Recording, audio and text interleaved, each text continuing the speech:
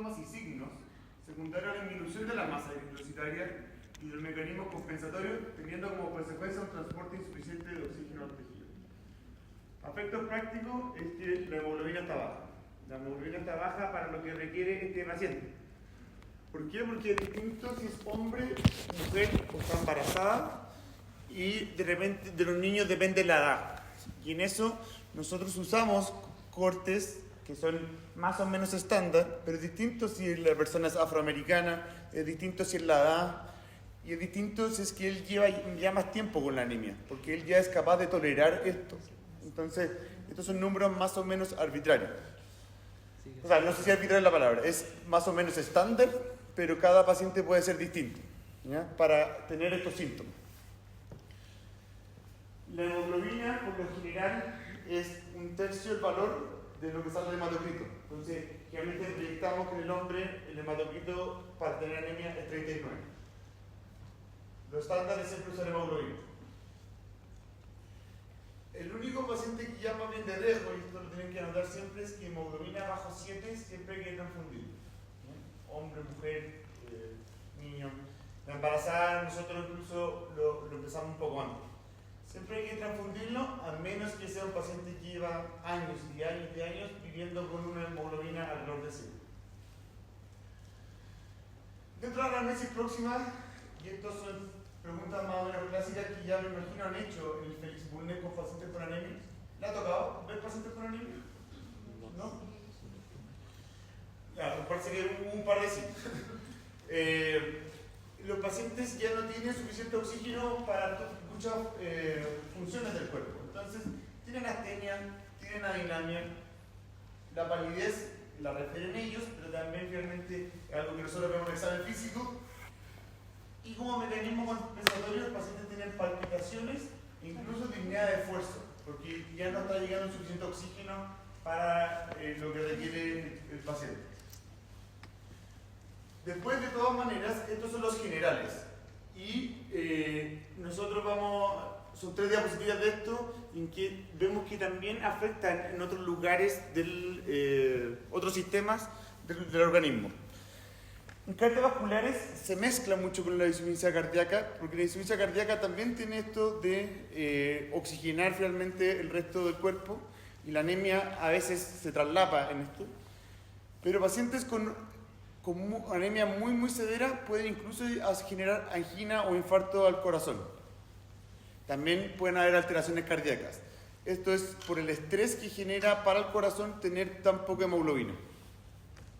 Dentro del digestivo, un poco más inespecífico, tiene dispepsia, puede tener náusea, pueden haber incluso alteraciones del ritmo intestinal. Neuropsiquiátrico, aquí hay varios. ¿Alguien sabe qué es acúfeno? Bueno, tarea. Es fácil de buscarlo. Mareos, cefalea, dificultad para concentrarse, somnolencia, es súper importante, perdón. Miodesopsias o visión de moscas volantes. Ahí está la definición de miodesopsias. Acúfeno lo buscarán después. Músculo esquelético, el paciente puede tener cansancio, laxitud, dilatación muscular generalizada, calambres, intolerancia al esfuerzo.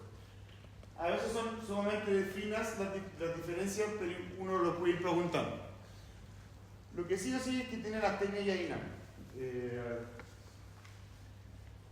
Genitourinario, el paciente puede tener amenorrea, pueden tener disminución de la libido, retención de líquido con edema de extremidad. Y por último, y eso lo vamos a ver más adelante cuando avancemos con esta presentación, las anemias tienen causas distintas. Hay anemias que son por pérdida de fierro, hay algunas porque le falta B12, hay algunas por enfermedades crónicas. Entonces, cada una de estas presentaciones tiene síntomas propios. Pica, que es correspondiente a la ferropénica. ¿El edema es de extremidades inferiores o no necesariamente? El pica. No, el edema. No, obviamente el edema es con pacientes mucho más severos y con trastornos como neoplásicos. Y eso por déficit proteico y todo. Y ahí empiezan con disminución de la presión narcótica. Ya, pero a lo que voy es, ¿puede ser en la extremidad superior? Sí, puede haber extremidades superiores, pero por lo general el edema parte de extremidades inferiores, pero no es el diagnóstico diferencial clásico de edema extremidades inferiores. Si le preguntan a ustedes, siempre tiene que contestar insuficiencia cardíaca, daño hepático crónico, síndrome nefrótico, hipotiroidismo. Es máximo inferior. Anemia es como el sexto o séptimo. Es de la última. Para que no contesten al tiro anemia. Perdón. Síndrome de pica, y los pacientes tienen alteraciones sensoriales y los pacientes pueden ver o hielo o incluso puede ser tierra. Son más los niños chicos. Fiebre, pacientes con anemia hemolítica. Realmente es una enfermedad autoinmune y este paciente se está autodestruyendo su glóbulo rojo y va generando esta inflamación. Síntomas B en pacientes que están teniendo una anemia por una neoplasia, y eso puede ser, por ejemplo, un cáncer de colon. El paciente está con un cáncer de colon, además tiene una anemia y tiene además síntomas B. Alteraciones de la sensibilidad o marcha, estos son especialmente cuando tienen déficit de alguna vitamina. Pasa. No llegamos tanto.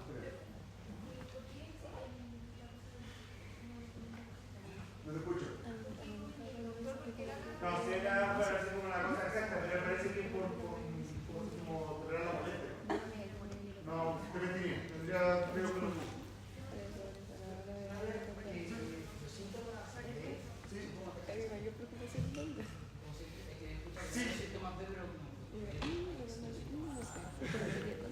Los síntomas B nosotros los usamos para cáncer en la palabra. Sí, son de eso. Pero no sé si las B es una sigla ahí buscando. Pero el síntoma B nosotros por lo general hablamos de mierda. Y son las mismas. Y lo que pasa es que estudiando, porque cuando te digan síntoma B y no te ganas, es poco probable, pero habría que ver. Entonces, cuando ustedes le lleguen al paciente, ustedes tienen que saber que el paciente tiene una anemia. Caracterizar la base del hemograma, y ahí vamos a entrar un poco al laboratorio. Y después, de todas maneras, los talleres con los ayudantes nos van a ayudar. ¿Cómo le digo con los ayudantes?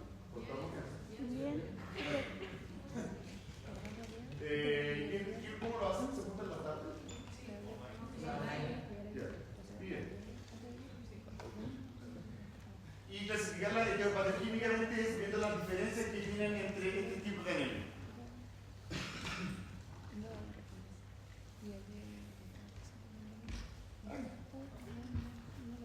¿Qué acaba de pasar? No, me sí. Entonces, la anemia tiene distintas presentaciones, como lo hemos estado viendo este rato, y es distinto una anemia que es de inicio agudo, que un paciente empieza a sangrar muchísimo y pierde toda la sangre ahora, y eso el paciente lo va a tolerar con mayor dificultad, a un paciente que lleva 1 o 2 años con esta anemia. ¿Bien? Por supuesto, también depende de la edad del paciente, de sus comorbilidades, cómo va a tolerar esta anemia o no. Y en eso, claro, la anemia aguda versus crónica es cómo va respondiendo el paciente. Hay pacientes que viven con anemia toda la vida y no les molesta. Entonces, hay distintas formas de compensar. ¿Qué es lo que hace el organismo en general? Y eso tiene que ver con la vasoconstricción y vasodilatación de ciertos territorios. Se redistribuye el flujo a territorios más sensibles a la hipoxia, especialmente, por supuesto, el cerebro, que es de las prioridades máximas. Incrementa la capacidad de la hemoglobina para hacer oxígeno a los tejidos, porque la hemoglobina tiene ciertas proteínas que también pueden ir aumentando o disminuyendo dentro de sí mismo. Eso va a ver un poco más adelante. Pero la hemoglobina finalmente se va transformando. Aumenta la frecuencia cardíaca. Ojo con los pacientes que tengan o cardiopatía coronaria o una insuficiencia cardíaca, porque finalmente es un estrés mayor para el cuerpo. Aumenta el volumen plasmático circulante, y ahí generando edémeto, y aumenta la eritropoyesis, que es de hacer que una médula ósea se trabaje más y genere más glóbulo rojo. Entonces, la anemia, nosotros, por supuesto, en la medicina nosotros podemos corregirla, pero también por sí misma el sistema, o sea, el cuerpo va teniendo alguna solución, que a veces, por supuesto, son insuficientes. Vamos a hacer esta diapositiva de tercero, que es como que preguntar de todo, así que vamos uno por uno. La remota, antecedentes familiares de anemia, hay algunas anemias que son hereditarias, hay de origen y la etnia, que hay algunas que son más frecuentes según la etnia, antecedentes de intervenciones quirúrgicas como gastrectomía o resección intestinal, eso significa que no está absorbiendo lo suficiente nutriente, pérdida hemorrágica, gastrointestinales es la número 1 en la anemia ferropénica en pacientes adultos, ginecológicas, hay que ver el sangrado menstrual normal no genera anemia, pero sí pasa cuando hay sangrado excesivo de la menstruación, o de repente no solamente menstruación, puede ser que tenga alguna lesión ahí. Hay que ver si tiene transfusiones sanguíneas previas o historias recientes de anemia, eso es parte de conocer al paciente. Déficits nutricionales, la alimentación del paciente, nuevamente por supuesto qué es lo que él quiere el paciente, droga, alcohol, algún antiinflamatorio que puede hacer lo que esté sangrando y alguna otra enfermedad. Existe un grupo grande que se llama la anemia de enfermedades crónicas, que es que en la medida que el paciente tenga una enfermedad crónica, en algunas especiales, como la enfermedad renal crónica, los pacientes aumenta la inflamación sistémica de esto. Entonces, a la medida que va aumentando la inflamación del cuerpo, la hemoglobina se va transformando. Que la voy a más adelante con la ferritina y la TBC. Vamos. Esta diapositiva es necesaria que, una lata, uno tiene que aprenderse a todas. Esta debería ser la más importante. Entonces, vamos siempre al general. En algunos tipos de anemia hay fiebre, pero en casi todas las anemias, por no decir siempre, hay palidez mucocutánea. Puede haber ictericia en la anemia por daño hepático crónico o por anemia hemolítica. Puede haber equimosis y púrpura si es que tiene otras alteraciones, aquí esta vez por el lado más bien de la coagulación. Telangiectasia del daño hepático crónico. Estomatitis angular, que es cuando es ferropénica, le falta hierro, rositis atrófica también. Hipertrofia gingival y adenopatías. Hipertrofia gingival es bien específica, puede ser muchas cosas. La adenopatía por lo general habla de neoplasia o el proceso infeccioso. Ahí hay que verlo según el paciente. Cardiovascular, sí o sí la taquicardia, aumento de la tensión diferencial, no tan relevante. Soplo sistólico funcional es que en la medida en que este paciente está en esta anemia, que el corazón está sometido a mayor estrés, tiene este soplo sistólico, y en algunos casos hipotensión ortostática. ¿Saben qué es? ¿No? ¿Alguien que lo explique? Muy bien. Se puede explicar un poquito más médico, pero entendí el concepto. Que los pacientes que cuando están en decúbito, al ponerse de pie, a la hipertensión, los pacientes tienen una baja de presión arterial. Y eso se puede medir, hay criterios, cuánto baja la sistólica, cuánto baja la diastólica y cómo le cambian los síntomas. ¿Estos son causas o consecuencias o ambas? No, todo esto son los... Ya, que no todos los pacientes tienen esto. La anemia se muestra, estos son los exámenes físicos que puedes encontrar en un paciente que tiene anemia. Y en algunos sí puede haber causas y otros son realmente las secuelas. En el abdomen, la esplenomegalia, el paciente especialmente con patologías como la anemia hemolítica, circulación colateral del daño hepático. Y claro, el tacto rectal no es una consecuencia, el tacto rectal es algo que hay que hacer en el paciente, especialmente si uno sospecha alguna alteración colorectal. Extremidades, hay que evaluar edema, que puede haber, pero es de los menos frecuentes. Cuilonilla, vamos a ver ahora una foto, que es una alteración en la uña, que la uña pasa a ser más delicada y cóncava. Y neuropsiquiátrico, paciente puede estar confuso, desorientado y con reflejo disminuido. Son pacientes distintos, son manos distintas. Pero esa es la palidez, especialmente población afroamericana, que no es tan obvio de reconocer, la mano izquierda. O sea, bueno, la mano bien más pálida. Y ahí los de abajo ambas son ictericias.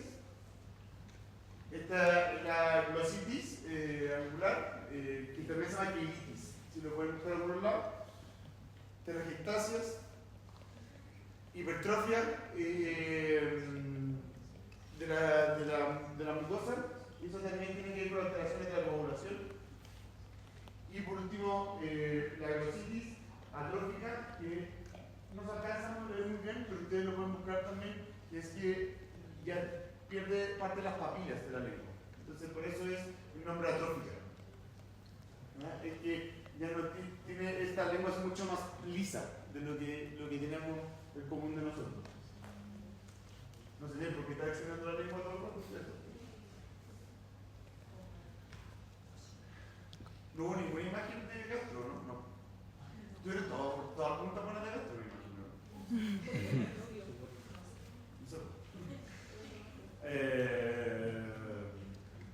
Bueno, circulación colateral, de daño hepático crónico por lo general, y la coiloniquia, que es esta uña que es mucho más frágil y tiene esto cóncavo. ¿Saben la diferencia entre cóncavo y convexo? Sí.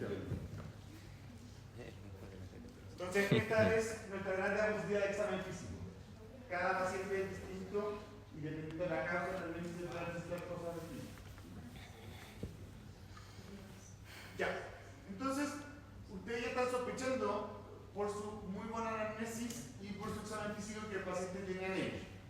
Entonces, ahora vamos a entrar de a poquito, para que no sea tanta materia, con un poco de estudio laboratorio. Lo más importante en esto es cuantificar la anemia. Hay que ver si es que realmente tiene anemia y ese corte es la hemoglobina y el hematócrito. Nosotros por definición usamos la hemoglobina. Menor a 13 en hombres, menor a 12 en mujeres, menor a 11 embarazadas. Niños depende de la edad. Después, ¿qué es lo que pasa con el glóbulo rojo? El glóbulo rojo puede tener tamaños distintos. Y eso es lo que se llama volumen corpuscular medio. Ese volumen corpuscular medio ustedes van a ver más o menos distintas bibliografías, pero en general debería medir entre 80 y 100. Son unidades por... ¿Vamos a poner una unidad en este momento? No me acuerdo. Pero es entre 80 y 100. Y eso es un glóbulo rojo de tamaño normal. ¿Qué pasa? En algunas anemias pueden estar más chicas, puede estar justo en la mitad, justo en un volumen normal, pero sigue teniendo anemia, o incluso el glóbulo rojo puede estar más grande. Independiente de que esté más grande, el paciente igual tiene una anemia porque tiene una menor cantidad de hemoglobina. Después, si es que realmente cuando lo vemos en las que están más pequeñas o el rango normal, nosotros podemos ver el CHCM, porque el HCM es un poco más específico, pero es la concentración, ya, pasamos por el HCM. La hemoglobina corpuscular media. ¿Ya? Y es el contenido promedio de hemoglobina en un glóbulo rojo. Y esto realmente habla un poco de qué tan concentrado está el glóbulo rojo. ¿Sí? ¿Por qué digo eso? Porque es el CHCM. El CHCM es un cálculo que te viene entregado en que te dice más o menos qué tan concentrado está el glóbulo rojo en sí mismo. Si está más rojo, si está más pálido, si está justo el valor normal.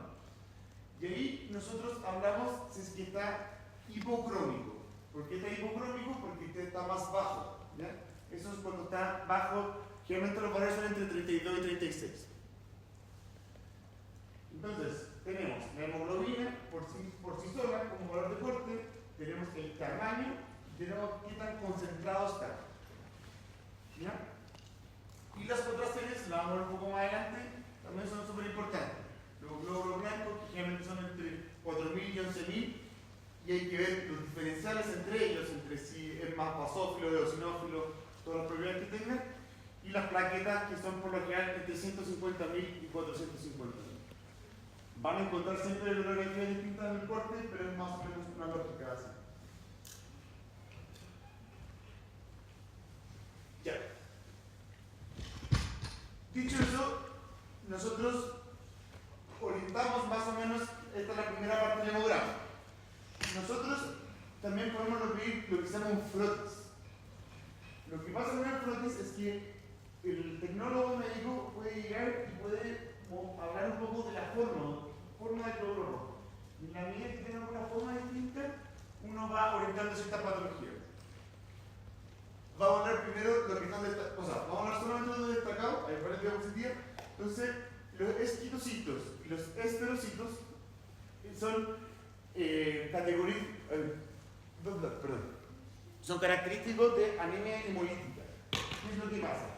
El glóbulo rojo, que está en su tamaño normal, se empieza a romper por sí mismo, por hemólisis que el mismo cuerpo está haciendo, por patología autoinmune. Y la medida que esta patología autoinmune va haciendo efecto, el glóbulo rojo queda más chico y queda con un tamaño distinto, o sea, forma distinta. Entonces, ahí tenemos, es un esquistocito, el que está marcado en rojo, y esto es un esferocito. Ustedes no tienen, como médicos, no es su labor, a menos que se dediquen a la anatomía patológica, reconocer esto. De repente, alguna prueba le puede tocar sin el marcazo. La cosa es, ustedes tienen que saber que un esquistocito y un esferocito, como conceptos, están asociados a anemia hemolítica. Y ahí están las formas más pequeñas. Ven, todos los restos están normales, con su coloración normal, con su tamaño normal, y estos tienen una forma distinta. Los eritrocitos, que no son tan frecuentes de pedir porque nosotros vamos a orientar distinto a la anemia ferropenía, son característicos de la anemia ferropenía. Y tienen esta forma de elipse. ¿Ven que todos los glóbulos rojos están con elipse? Los morados son glóbulos blancos. ¿Ya? Y ahí le cambió la forma y esto es por el déficit de fierro. ¿Forma cuánto, dijo? Eritrocitos, que están destacados abajo. Ahí está el verde.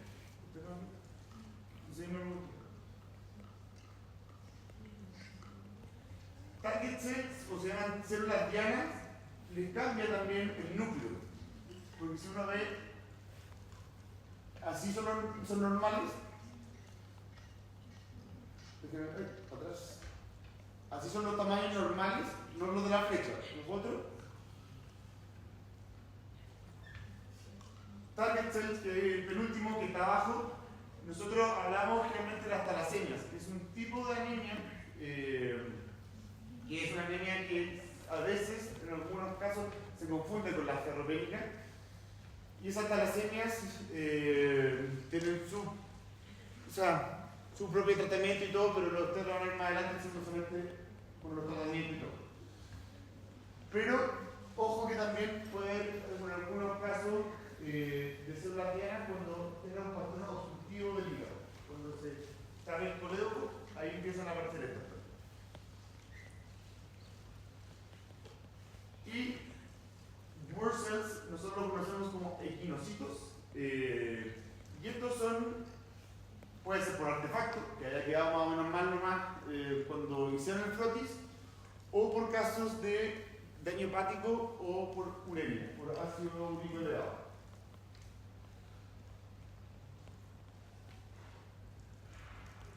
Y por último, si no me equivoco, están los acantocitos, también son parte del frotis que uno encuentra con pacientes con daño hepático crónico.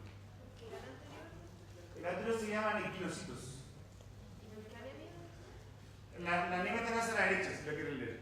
Artefacto, liver disease, uremia y filipidemia. Está a la derecha. El del medio es el mecanismo.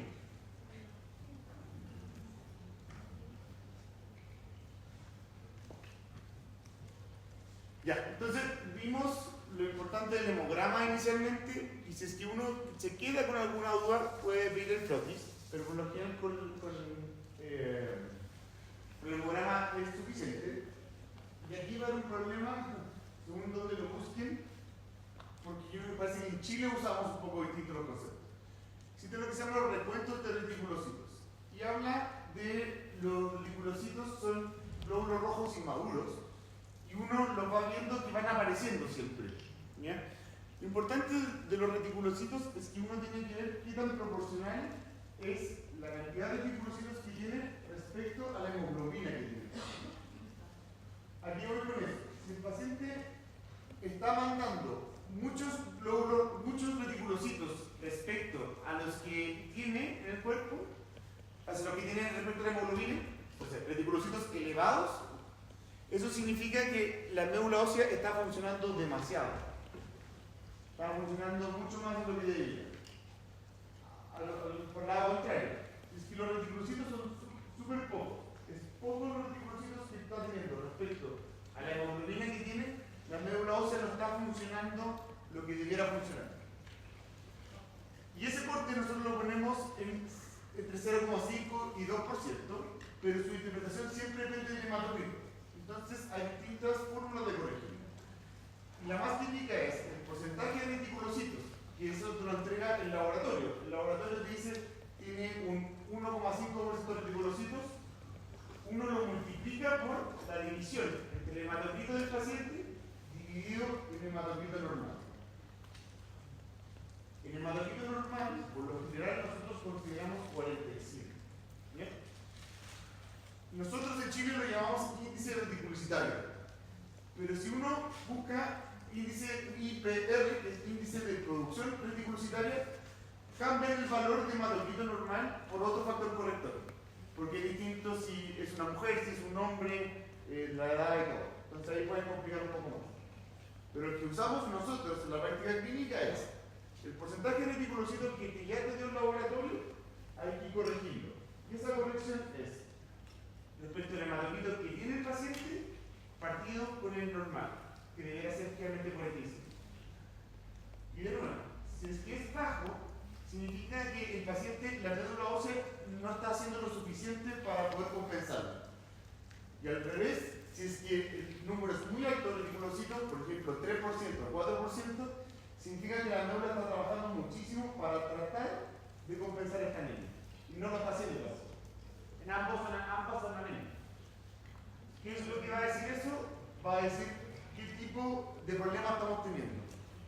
Si es bajo el porcentaje de reticulocitos, significa que la médula ósea o le faltan cosas, le faltan algunos elementos para poder generarlo, entonces se llama arregenerativa, porque la médula ósea no está funcionando.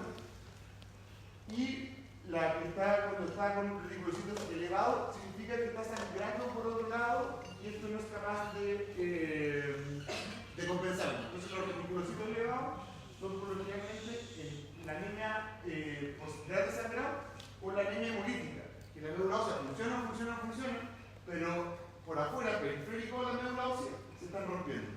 ¿Eso es lo reticulocitos bajo o alto? Entonces, las arregenerativas son cuando la médula no está haciendo función. Y eso es bajo. Las regenerativas es con los reticulocitos altos. Independiente a que la médula esté funcionando harto, no está alcanzando a subir.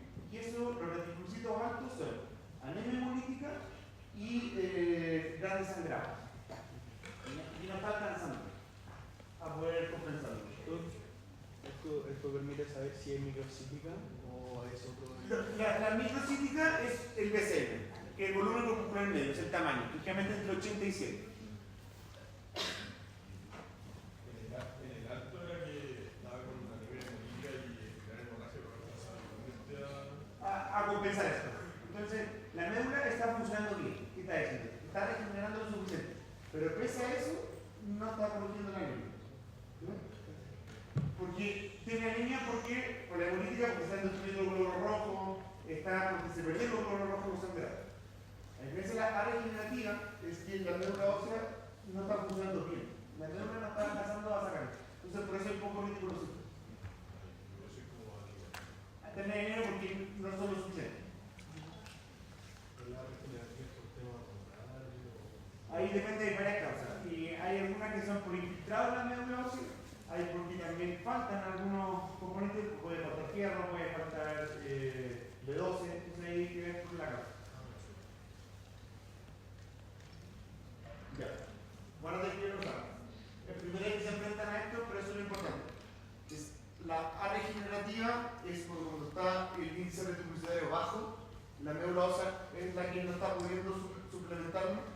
La regenerativa, pese a que la médula ósea está forzando que es mayor a 3% por lo general, significa que el problema de la anemia está fuera de la médula ósea.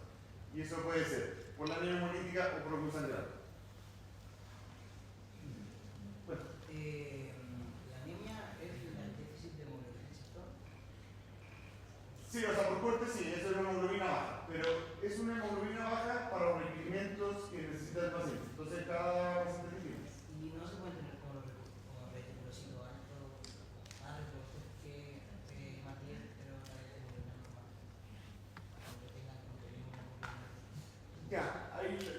pregunta, los reticulocitos son sumamente pocos. Realmente son un 2%, son 2 o 3%. Nunca va a llegar hasta nada. Y finalmente no ayudan tampoco en el transporte auxiliar. Ya. Entonces, hablamos de hemograma, frotis, y esto es el recuento de reticulocitos. No, eso tiene que ir con la serie blanca. Y la serie blanca tiene una cosa más bien como histórica, donde se pone. Sí pasa cuando ese estoy filtrado cambia esa desviación, pero no. Entonces, hemograma, lo que ya hemos visto, que la hemoglobina, la BCM y CHCM, frotis periférico es todos estos tamaños, estas formas y tamaños que puede tener cuando uno lo ve en el microscopio. Y los recuentos reticulocitos, estamos viendo cómo está funcionando la nebulosa. Y esto ya de especialista, yo le tengo que hacer la interconsulta al hematólogo, es que uno puede llegar e ir a pinchar la nebulosa. ¿Qué es lo que pasa? Uno todavía queda con dudas, todavía el tratamiento es insuficiente. No sabemos cuál es el diagnóstico, o tal vez necesitamos algo más preciso. Nosotros llegamos, le hacemos la interconsulta al hematólogo y el hematólogo pincha y hace un estudio de la nebulosa. Eso se llama el milogramo. Y se consideran algunos casos. ¿Qué es lo que pasa? Considerarse unas quemaduras circulantes, los platos, que es de los blancos, pancitopenia severa, que están las 3 series bajas, sin alguna causa que uno pueda sospechar al tiro. Por ejemplo, el daño hepático crónico, que los pacientes muchas veces tienen pancitopenia, entonces no hay por qué pincharle la nebulosa. Conteo de reticulocitos muy bajo, como 0,1%, es la anemia aplásica, la anemia no está funcionando absolutamente nada. Algo está pasando en la nebulosa. Glóbulos rojos nucleados circulantes, que es una malformación de cómo se está formando la hemoglobina. Evidencia de infiltración de médula ósea, y eso es más bien de la leucemia, que eso es para más adelante, no es toda cirugía. Sospecha de paraproteína monoclonal, eso está hablando de mieloma múltiple, que también es muy clínico esto, y anemia severa sin explicación. Eso ya cuando el médico ya está desesperado, lleva mucho tiempo y no sabemos por qué. Se tiene que saber algunos de los criterios un poco para decir cuándo llamamos al hematólogo. Esto es ya, nos está quedando grande este paciente, estudiámoslo. Y ahí hay distintas técnicas para hacer la función y todo.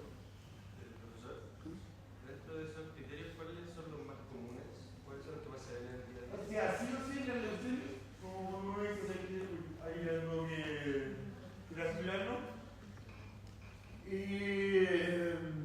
Conteo de reticulocitos muy bajo también, pero generalmente se mezcla con otras patologías, como malnutrición, con un daño hepático, con algo mal absortivo. Es la primera realmente, que es pensando como en leucemia, ¿sí? Los platos.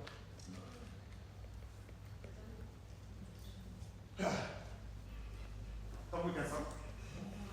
Ay, yo sé. Bueno, la anemia se pueden separar finalmente en los tamaños, ¿ya? Y esto lo entregan al tiro. Uno le pide el hemograma y va a salir al tiro. La hemoglobina va a estar en 10, por ejemplo. Y abajo al tiro va a salir el BCM.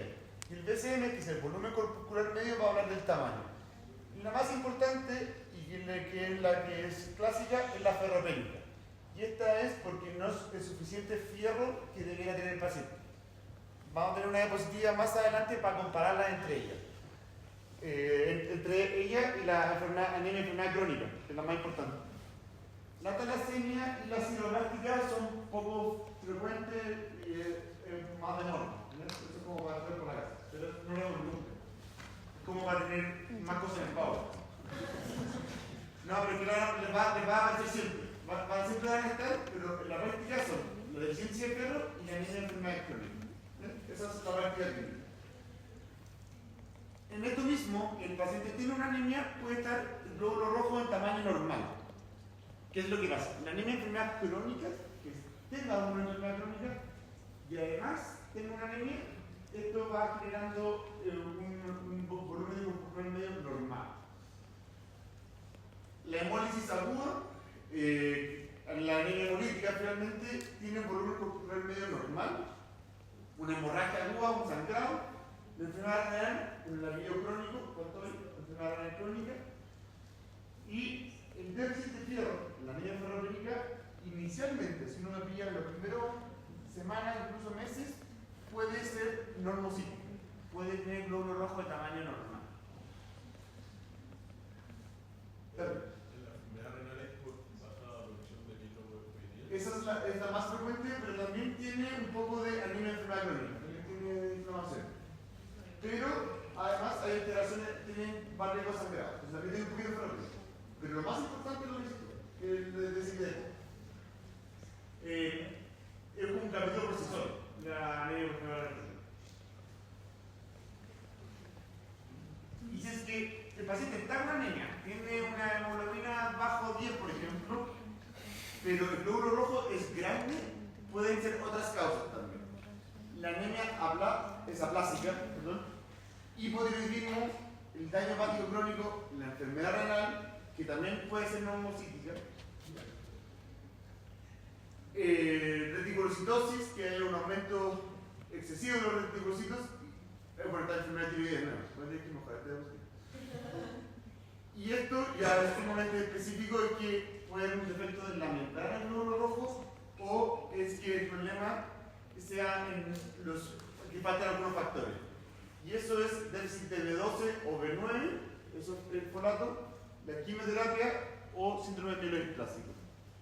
Entonces, cuando uno le llega el hemograma, ya con el PCM, uno ya podría ir orientando hacia dónde va.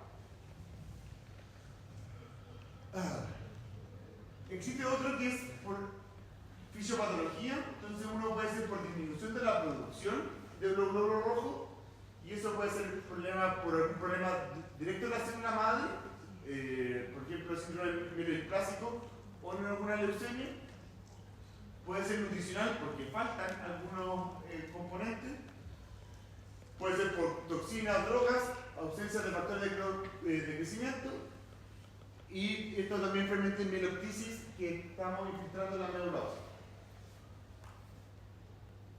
En otro capítulo puede ser por aumento de pérdida, que es una hemorragia, y algunas de esas hemorragias a veces nosotros no alcanzamos a pesquisarla, especialmente la digestiva, y destrucción prematura, que hemólisis intrínseca o extrínseca, eso depende en dónde está, dónde se hace la hemólisis. Los recuentos de reticulocitos se aumenten con la hemólisis y la hemorragia. No, esto es mucho. Esta es la penúltima, si no me equivoco. Sí, esta es la penúltima. Pero esta es una más difícil, así que se tiene que estar muy concentrado. Nosotros enfrentamos al tiro. Nos dicen anemia y la primera pregunta ¿es microcítica, normocítica o macrocítica? Y eso es si es glóbulo es chico, mediano, o sea, chico, normal o grande. ¿Ya? Partamos por la anemia microcítica y nosotros pedimos lo que se llama la cinética del fierro. ¿Por qué? Porque el fierro tiene distintas proteínas que también van relacionadas con la hemoglobina. Entonces, el fierro bajo, que vamos a ir por la ferropénica, vamos a ir al segundo cuadro rojo. La ferropénica siempre va a tener el fierro abajo, pero el fierro abajo puede pasar en muchos otros campos. Eso por lo que no lo consideramos tanto. Consideramos la ferritina es una hormona, o sea, una proteína que se secreta para almacenamiento del fierro. ¿Qué pasa? Cuando uno tiene mucho fierro en el cuerpo, el paciente va a tener la ferritina aumentada.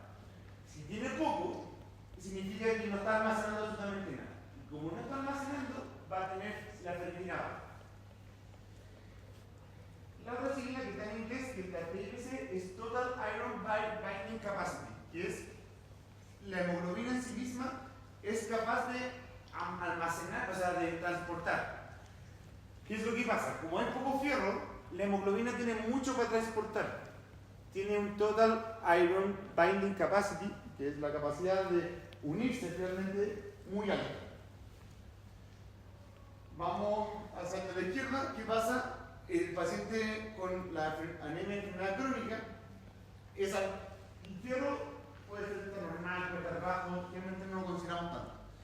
Pero ¿qué pasa? Como este paciente está constantemente con una inflamación y no es capaz de usar este fierro, tiene el almacenamiento, que es la ferritina aumentada. Tiene con la ferritina aumentada, significa que tiene muchos depósitos de fierro en el mismo glóbulo rojo. ¿Qué es lo que pasa? Como tiene alto glóbulo rojo, no es o sea, alto fierro, tiene baja esta total iron binding capacity porque no es capaz de recibir más fierro. ¿Bien? Entonces, ¿qué es lo que pasa? Uno, cuando tiene una sospecha que no sabe cuál es el origen, o se parece mucho en la enfermedad, este paciente tiene una enfermedad crónica, tiene una enfermedad renal, pero además está perdiendo sangre, uno dice, ¿cuántas causas será? Y uno se mete a la cinética de fierro. Y según el total iron binding capacity y la ferritina, uno puede ir orientando si es de enfermedad crónica o si es paralógica. ¿Entendieron? ¿Qué es lo que pasa? Es que, y ahí uno lo pillan, es que cuando está empezando esto, el glóbulo rojo, o sea, la ferropénica, puede ser normocítica, puede ser normal. Por eso está esta flecha negra. Ahora ya, terminamos microcítica. Nos vamos a normocítica. ¿Qué es lo que pasa? La normocítica puede que la cinética de fierro esté normal. O sea, no normal. El tamaño es normal, normocítica. Bueno. Dentro de eso hay varias causas. Entonces, la anemia, enfermedad crónica, enfermedad renal crónica, daño hepático crónico, metástasis, mieloma múltiple, neoplasias hematológicas. Cada una por sí sola es una enfermedad que se tiene que diagnosticar. Uno tiene que pillar claramente cada una de estas enfermedades. Uno busca el daño hepático, uno busca el mieloma múltiple. Pero estas, las que están arriba, tienen un índice de reticulocidad bajo. A diferencia de los de abajo, que son hemorragia aguda y hemólisis, ellos tienen índice de reticulocidad alto. O reticulocitosis. Ahí como lo ven. Entonces, el primer cuadro celeste que está arriba, índice de reticulocidad bajo. Y el de que está abajo, tiene el índice de reticulocidad alto. Ya. Ya, eso es bien subjetivo, que realmente el corte es 1, menor a 1 es bajo y mayor a 3 es alto. Entre 1 y 3, quédate ahí medio como, no sé. 3%, y aquí está. En la macrocítica uno parte al tiro, esa es la primera pregunta que uno hace. ¿La nebulosa está funcionando sí o no? Si es que sí, fácil, hemólisis o hemorragia aguda. Y si es que es no, nosotros vemos si es que qué tan grande es. Megaloblástica, macrocítica significa mayor a 100. Megaloblástica es mayor a 110. Si es mayor a 110 y es gigante, significa que lo más probable es que tenga una alteración de vitamina B9, la vitamina B9 que es la cianocobalamina, o ácido fólico, que es el vitamina B9. Entonces, si es gigante, lo más probable es que le falte o vitamina B9 o B12, que es mayor a 110. Algunos fármacos, y eso es una lista gigante, también pueden generar esta anemia que es megaloblástica. Y si es una anemia que es argeninativa, que tiene un índice de glucosidad bajo, pero tiene un valor entre 100 y 110, puede ser una aplasia, una neoplasia o un hipotiroidismo. Y ahí uno tiene que ver si es que le hace o no un melograma o si le hace el estudio tiroideo correspondiente. Entonces, las macrocíticas siempre son mayores a 100, pero existe lo que se llama megaloblásticas, que es este cuadro blanco, es mayor a 110. El tamaño. Megaloblásticas son gigantes. Siguen siendo macrocíticas, pero lo más específico es megaloblásticas, son muy grandes. Entonces, las megaloblasticas son por déficit vitamínico o no? Ya, dentro de estos, las megaloblásticas sí, son solamente por. Sí, perdón, me quedé como pegado. No entendí cómo la normocítica llegaba a la ferropénica, que era la cosa negra, no entendí. Cuando están en etapas iniciales, el glóbulo rojo sigue siendo el tamaño normal. El glóbulo rojo está no hay ninguna alteración del glóbulo rojo. ¿Qué es lo que pasa? Si ya va avanzando mucho tiempo, el glóbulo rojo se va achicando. Ahí pasa a ser. La normocítica que absorbe la ferropénica puede una anemia normocítica, una anemia ferropénica puede ser inicialmente normocítica. Pasa el tiempo y empieza a ser microcítica. Porque no alcanza todavía el glóbulo rojo a alterarse tanto. ¿En la normocítica no hay alteración de la cinética del virus? En la normocítica lo que te está diciendo al final es el tamaño del glóbulo rojo. No te está diciendo nada más que eso. Eso es lo que te está diciendo. Uno le puede sumar otro apellido a la anemia ferropénica, que es hipocrómica, que es, además de chica, tiene poco color, está poco concentrada. Entonces es la anemia microcítica hipocrómica, que es el CHCM disminuido, que es menor a 32. Dale. ¿Qué pasa con la simetría del fierro y la ferritina en la normocítica? ¿En la? En la normocítica. ¿Qué es lo que pasa con los de arriba? Microcítica, normocítica y macrocítica es el tamaño. Y eso no afecta absolutamente nada. O sea, el fierro es independiente de eso en ese momento. La anemia ferropénica cuando empieza es normocítica. No cambia nada, o sea, no cambia el tamaño. Sí hay anemia, sí hay pérdida de fierro, pero está igual. ¿Qué es lo que pasa? En la medida que va avanzando, la que era normocítica termina siendo microcítica. Termina achicándose. ¿Eso? Eso se refería a que la cinética del fierro más ferrotina, eso porque cierto, a ese cuadrado anaranjado, al medio. Sí. Como que pasa cuando es normocítica. Porque ahí. No, sí, es igual, exactamente igual. La cinética del fierro se altera al tiro. La cinética del fierro se altera al tiro, pero no necesariamente el glóbulo rojo. Son cosas distintas. El tamaño del glóbulo rojo. ¿Cachai? Sí, eso, que también puede ser al principio. Que la normocítica puede ser al principio también. Ya, esta es la última de anemia.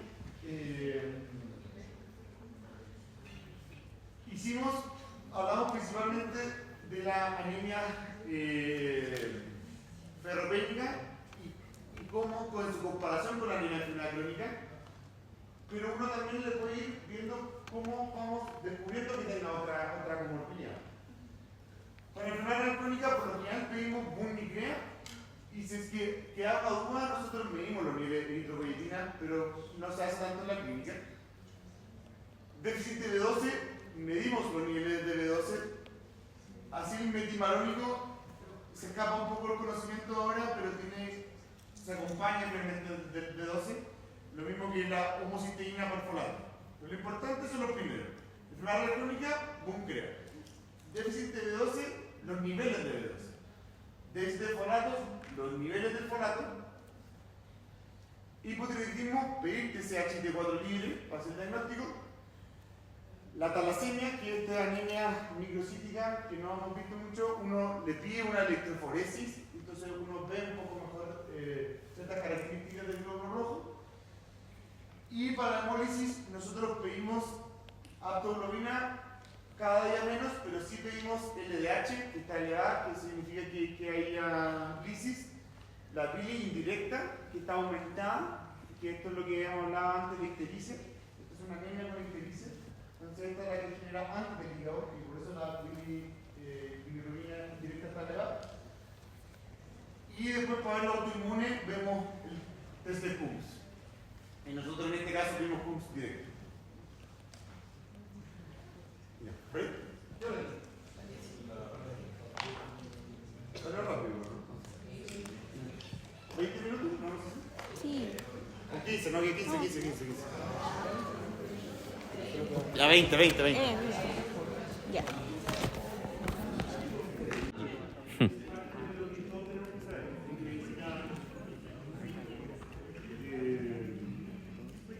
Porque hay varios pacientes que tienen lesiones que pueden empezar a describirla, ¿no?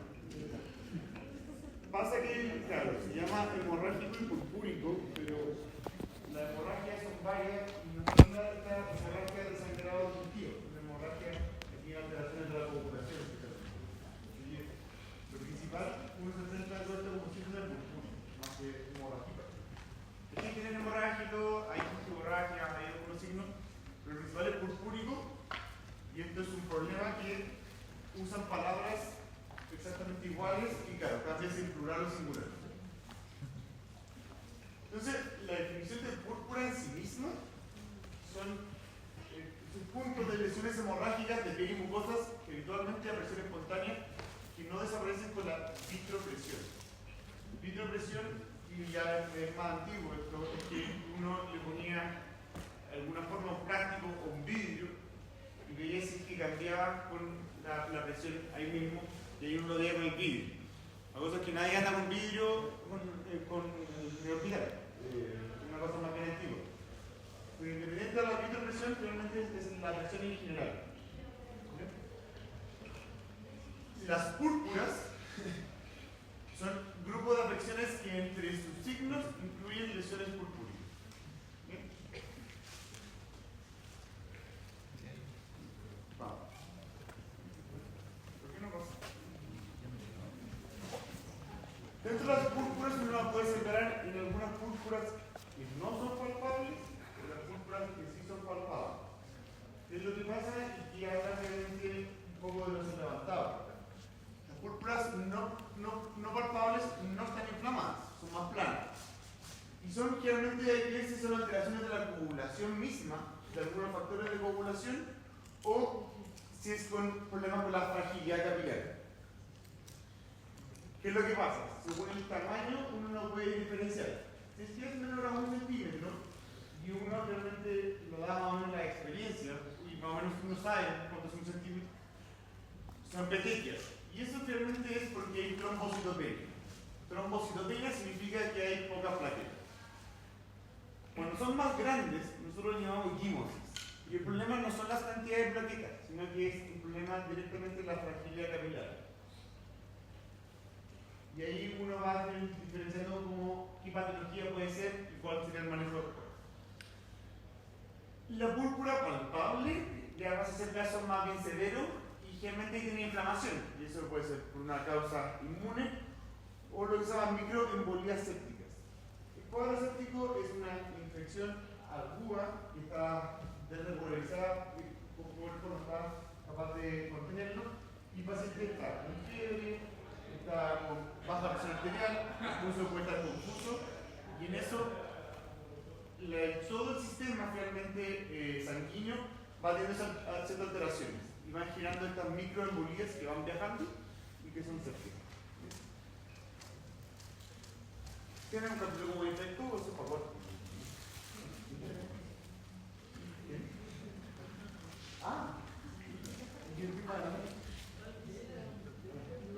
Alcaraz contra Silvio.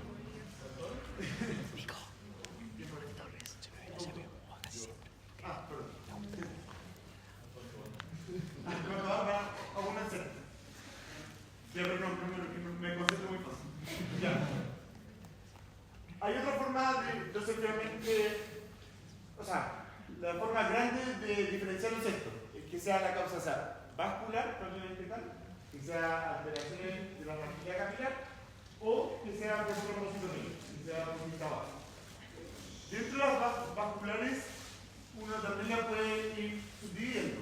Puede ser una causa autoinmune, puede ser asociado a una infección de origen dermatológico, que eso lo ven en quinto, y pareciera ser repetitivo, pero la fragilidad capilar en sí misma. Y eso puede generar esta púrpura vascular.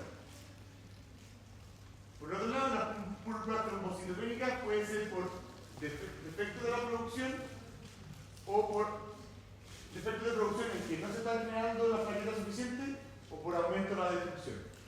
Y en cada una de estas puede ser algo congénito, que venga de antes de la alteración o la haya adquiriendo por lo malo.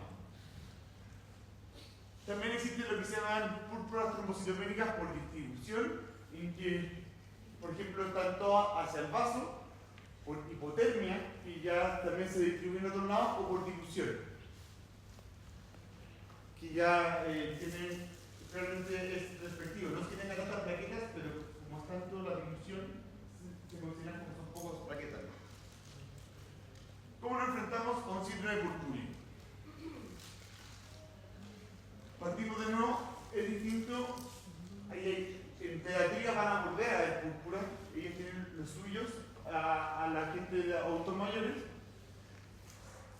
Arritmias, en especial valvulopatías, pueden generar púrpuras enfermedades autoinmunes, los cánceres, trastornos de la hemostasia en general, y esos son varios y eso lo vamos a ver más adelante. Y por supuesto nuestros grandes comodines que tienen varias secuelas y consecuencias, el daño hepático crónico y la enfermedad renal crónica. Hay que ver qué fármaco está usando este paciente, uso anticoagulante que ya altera realmente toda la cascada de coagulación, depende de qué anticoagulante, todavía son distintos entre ellos. Uso de quimioterapia, fármacos mielosupresores, mielo obviamente de médula ósea. Entonces fármacos que están alterando directamente la función de la médula ósea. Antecedentes familiares de lo que ya hemos visto, hospitalizaciones bien específicos, y ahí hay que preguntar si que fue algún tiempo más bien prolongado, si hubo compromiso sistémico, si estuvo séptico, transfusiones recientes, cirugías, antecedentes ginecobstétricos, siempre hay que preguntarlo, contacto con algún tóxico en general y bueno, alcohol y cigarro. Ya, finalmente uno no pregunta tanto, aquí yo tiré todas las que podrían ser. Las primeras, los constitucionales, nosotros fiebre, baja de peso, sudoración nocturna, compromiso de estado general, yéndose a síntomas B, o hacer compromiso general sistémico, ¿no? Y después hay que ir a preguntar por sangrados en general, ¿ya? Pero estos sangrados pueden ser de muchos lados, entonces por eso uno puede hacer varias preguntas. La hemorragia digestiva, alta o baja, cómo le va realmente a este paciente cicatrizando después de algún procedimiento, sangrado por la orina, pacientes que ante pequeños traumatismos, que tú y yo tenemos la misma exposición, pero yo sangro mucho más, eso puede ser algo más bien patológico, epistaxis más bien a repetición, la hemorragia menstrual es si hay alguna alteración distinta, hematoma espontáneo, especialmente hay que preguntar que es lo siguiente, que hay que tener ojo con la articulación. Los pacientes pueden tener hematomas, pero además sí que tienen sangre en la articulación. ¿Bien? ¿Qué enfermedad es eso? No, hay una típica, que algunos de ustedes pueden tener. Un compañero mío no lo tenía. ¿Cuál?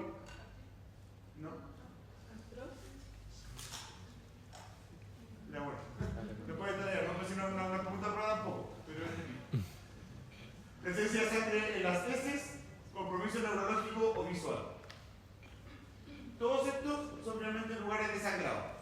¿Bien? Tiene historia de autoinmunidad, y eso nosotros por lo general preguntamos por ciertos signos en articulaciones especialmente grandes, medianas o pequeñas, ahí uno lo va viendo, compromiso mucocutáneo y compromiso de otro orden. Autoinmunidad, me toca a mí hacer la clase de reumato también, ahí vamos a ver algunas cosas, pero eso es más adelante, más bien de cuarto.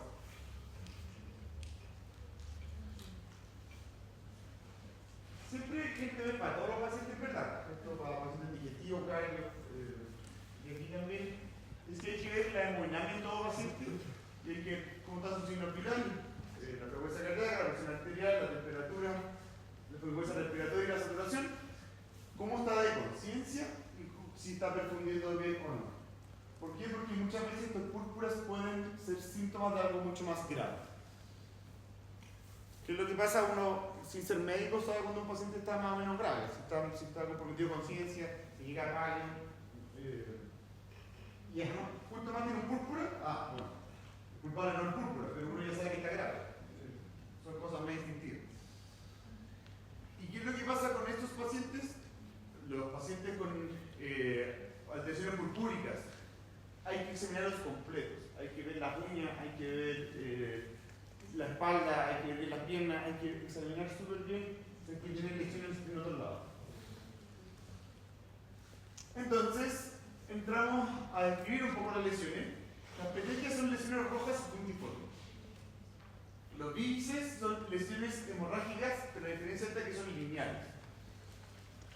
La equimosis es que la hemorragia supera el centímetro, y si es que están a cúmulos, si es que son varias, se llama púrpura. Y esto está definido así,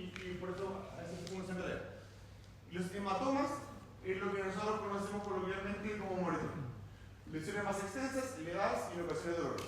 Pueden afectar tejido celular subcutáneo, incluso hasta el músculo. ¿Esos qué son? PT. ¿Esto? Vamos para atrás. ¿Por qué no? ¿Por qué no se va para atrás? Son ya. ¡Ah! Oye, qué malo te está cayendo un momento. Ya. Son petequias, equimosis y el siguiente es púrpura. Esta es cuando ya están varias juntas. ¿Ya? La petequia es cuando es muy chica.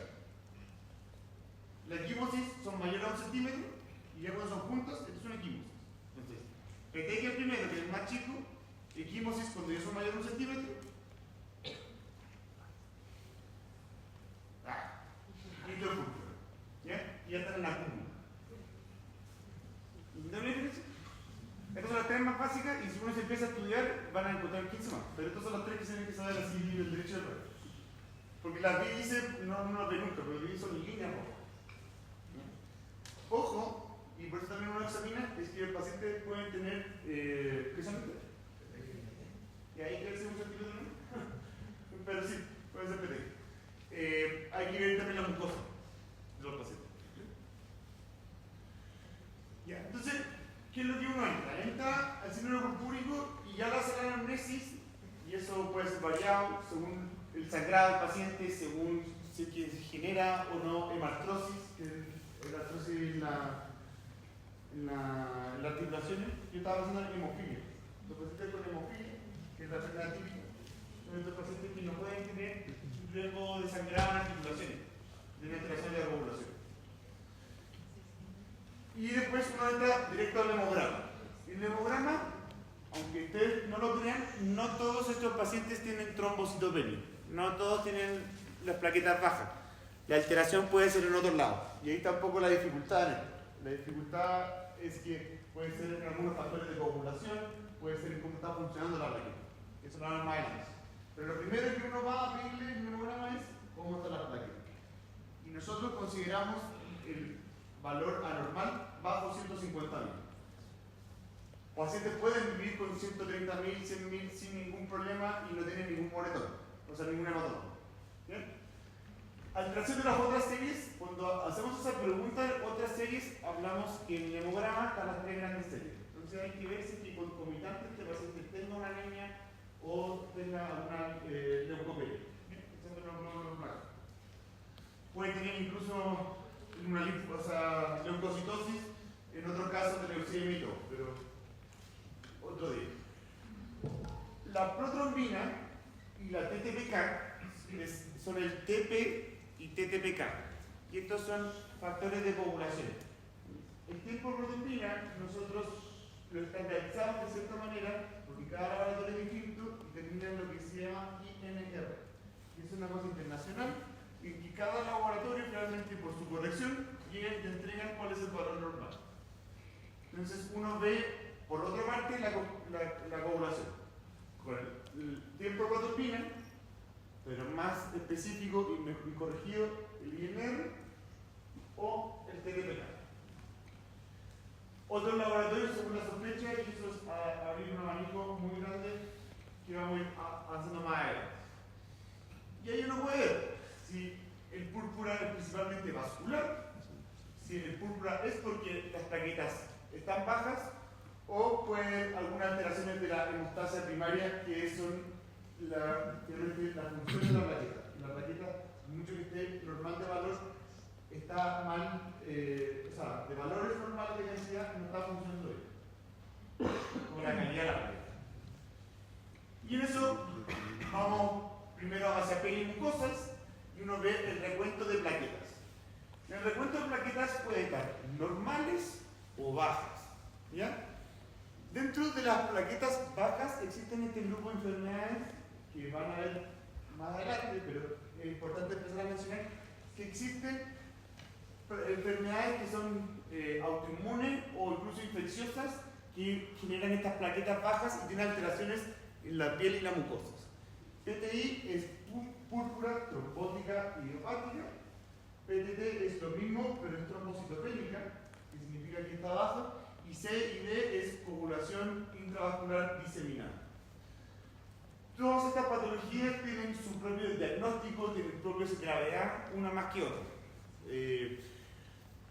Y eso, si lo pueden googlear hasta, no sé, Medscape o MSD Manuals, pueden más o menos imaginarse un poco la enfermedad. ¿Qué pasa? De repente las plaquetas están normales, pese a que el paciente tenga alteración arterial y cosas, tienen la funcionalidad, puede ser por una funcionalidad normal, y el problema que pareciera ser que un paciente que tiene plaquetas normales y su funcionalidad incluso está normal, vemos que el paciente tiene un problema de la vasculitis. ¿Y qué es eso? Es la inflamación de los vasos sanguíneos. En la medida que los vasos sanguíneos tienen esta inflamación, van generando esta alteración de la coagulación. Si es que la funcionalidad está, hay problemas con la funcionalidad, existen algunos fármacos, y por supuesto siempre el alcohol que altera actualmente las plaquetas, y lo que se llama la enfermedad de von Willebrand. La enfermedad de von Willebrand es en torno a su factor, vieron fisiología von Willebrand, ¿no? Yo no quisiera mencionar nada, pero los factores de la coagulación clásicamente se llamaba intrínseco y extrínseco. Y en esto, actúa finalmente en el factor relacionado con el factor 7. Pero no es importante. Por otro lado, músculos y articulaciones, nosotros vemos si el paciente tiene antecedentes de trauma, y claro, si que ya tiene, es más o menos fácil.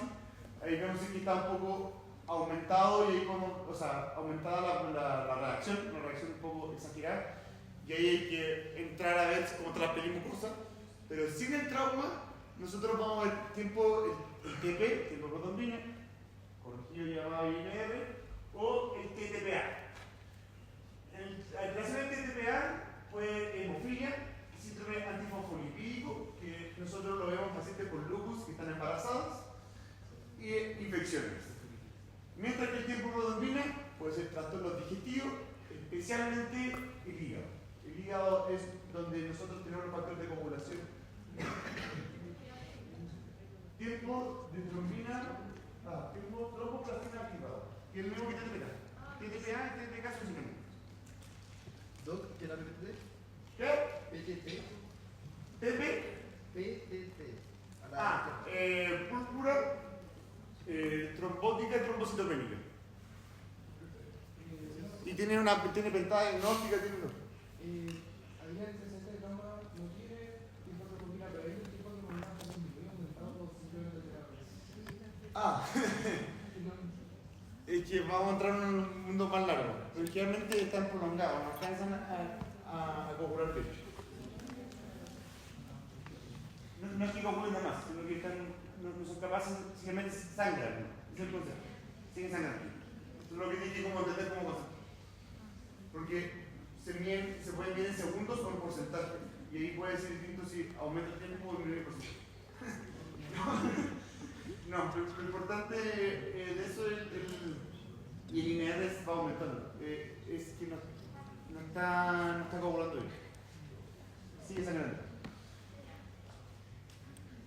Vamos a entrar a algunos casos clínicos simples, son un poco más.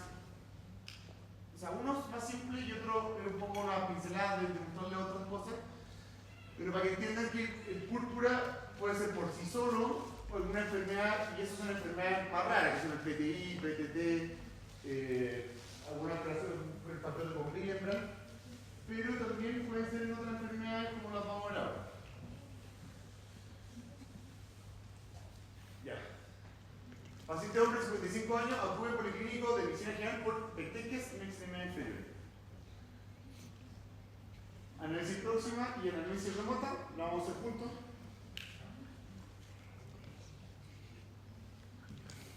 ¿Y qué es lo que pasa? Es que el paciente, yo estoy de acuerdo, uno ve la petequia, uno puede ver así por el tiro, pero uno también ve que el paciente trabaja hacia 8 positivo. Uno también se imagina un paciente con daño hepático crónico, con una cirrosis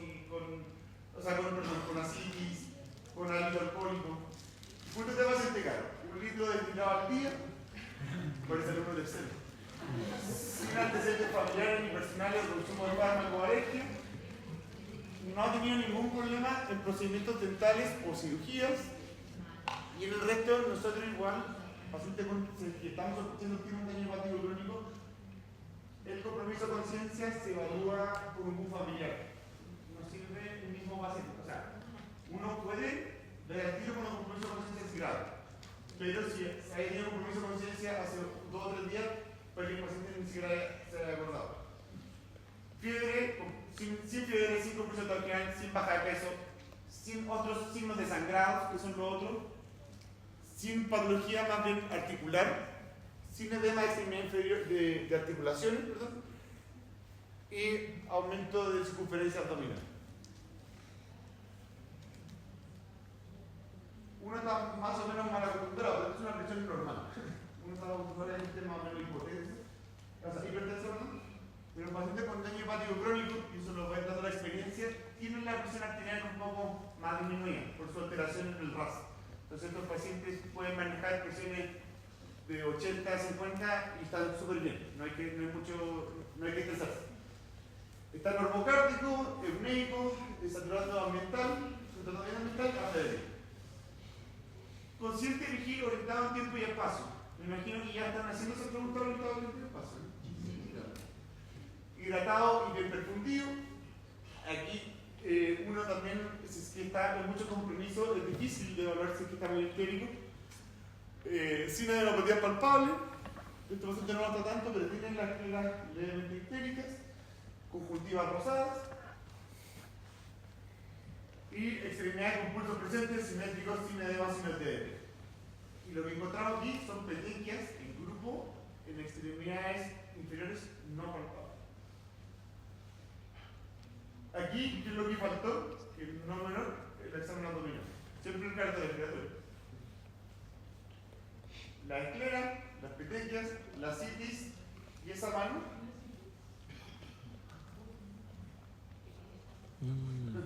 Algo con la...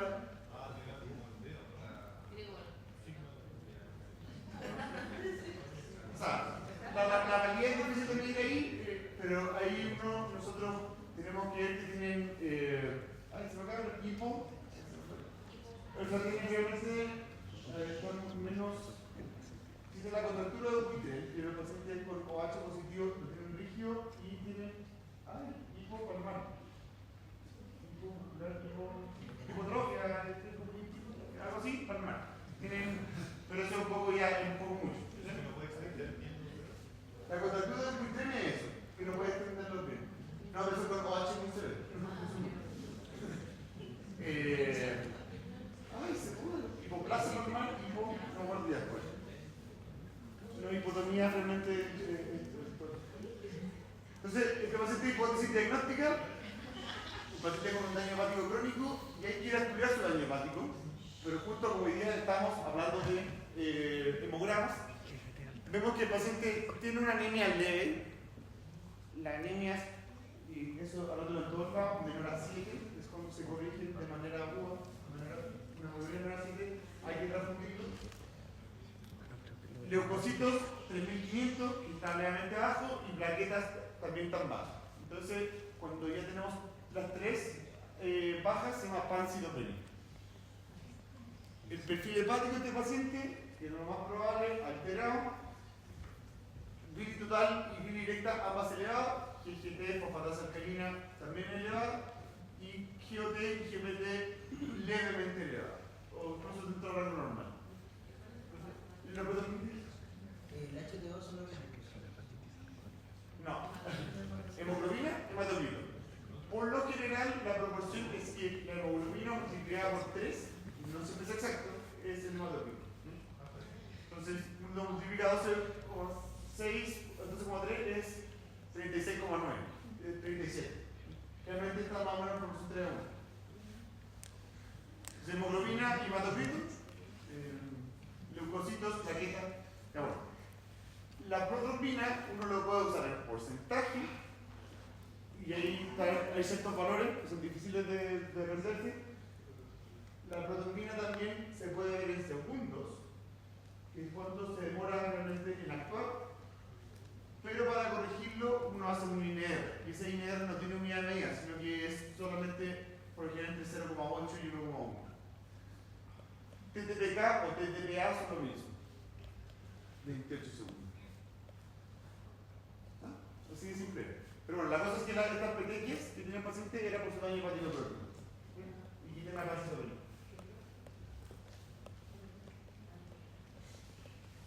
Ya, este es un poco más complejo en cuanto al diagnóstico final, pero es importante interpretar el hemograma al tiro. Entonces, consulta por compresión vaginal y cansancio. Y para efectos prácticos casi se mezclan, casi son lo mismo. Ahí uno debe ser de la anamnésima.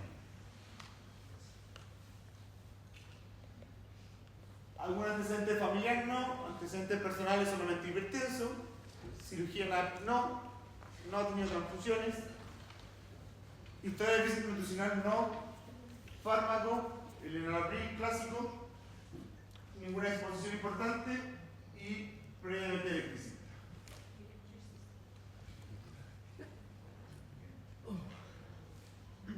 El paciente viene con compromiso todavía hace 2 meses.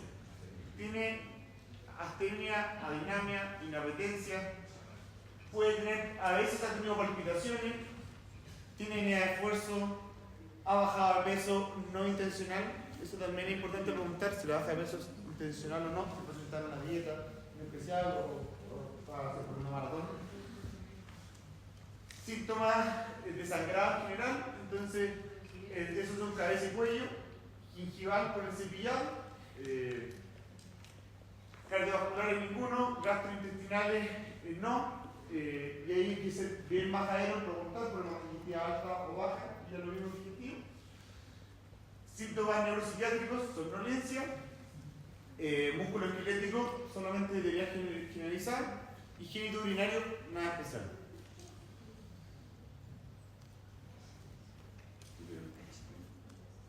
Aquí está diferente el resumen, que es lo que tenemos hasta ahora en el paciente.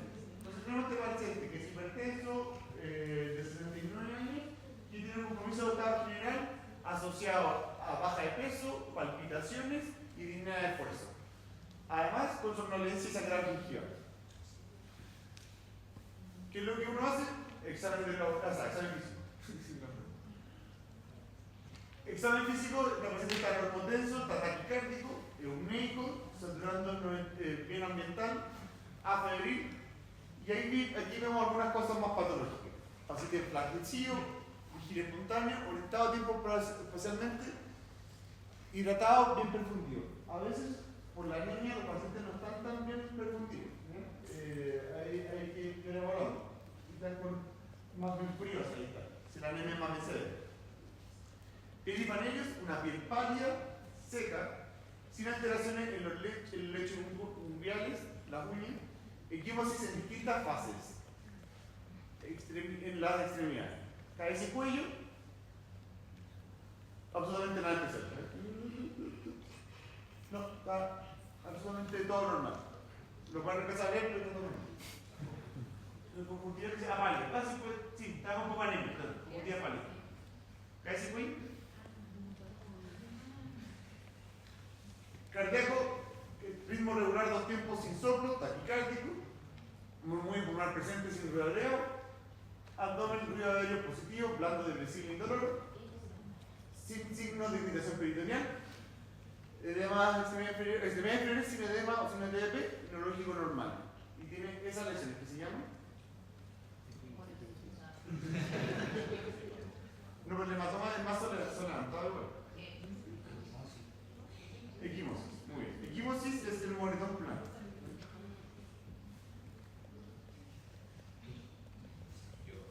Ya, y el quién tragó, a mí nomás no se le ve el 65 años. Son indoloras.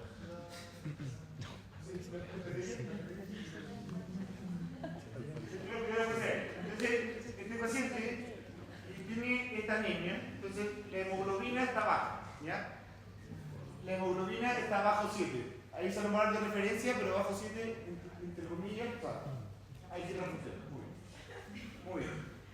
Aprovechamos. BCM normal, CHCM también está normal. Bajo 32. ¿Ya? Entonces tenemos una anemia normocítica, normocrónica. Crómica es un SHSB. Hipocrómica es cuando está bajo. Hipercrómica no me suena ninguno al tiro, pero... Ya, PCM por sí mismo es microcítica, normocítica o macrocítica / megaloblástico. Eso es PCM. El CHCM uno lo puede ver si es que es hipocrómico, que tiene menor coloración, y eso es menor a 32, o normocrómico. Entonces es una anemia normocítica, normocrómica. ¿Cuánto del tipo crónico? Bajo 32.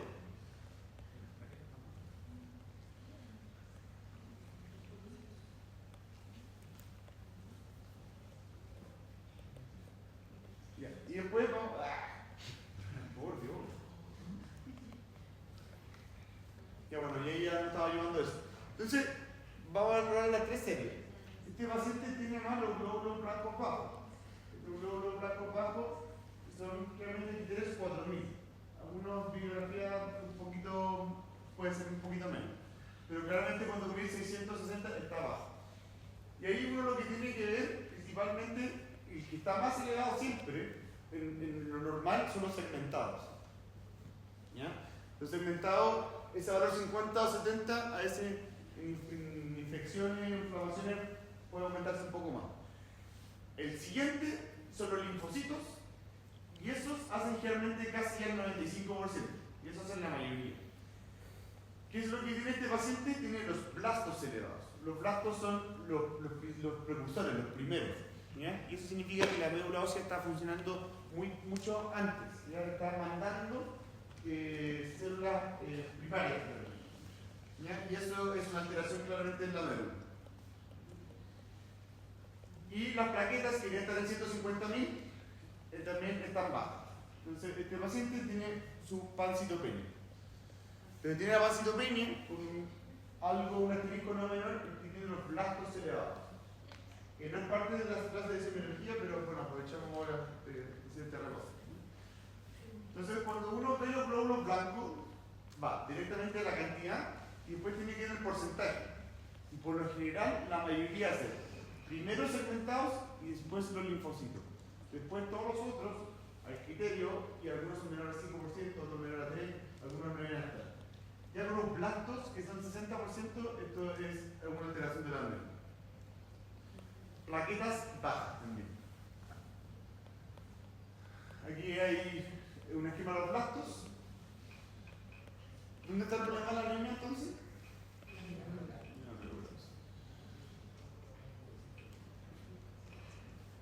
Entonces, pacientes lo que tenemos es una anemia normocítica, normocrónica, severa el APIU cuando es menor a 7, sintomática, nos da los síntomas, las palpitaciones, la capacidad funcional y todo, esos son los apellidos, pero es una mezcla media tramposa, porque anemia normocítica, normocrónica es el laboratorio. Severa también puede ser laboratorio, pero sintomática es finalmente la historia del paciente, historia de examen físico. El paciente tiene una pancitopenia y tiene una leucemia aguda. Entonces, lo que uno haría correcto es poner la pancitopenia y describir cada una de las series. Entonces, anemia normosevera, leucemia, esa linfopenia y después la trombocitopenia. Y dedicar un estudio de la médula ósea para la hematología de la heredera, porque aparecen todos estos blastos en esta pancitopenia.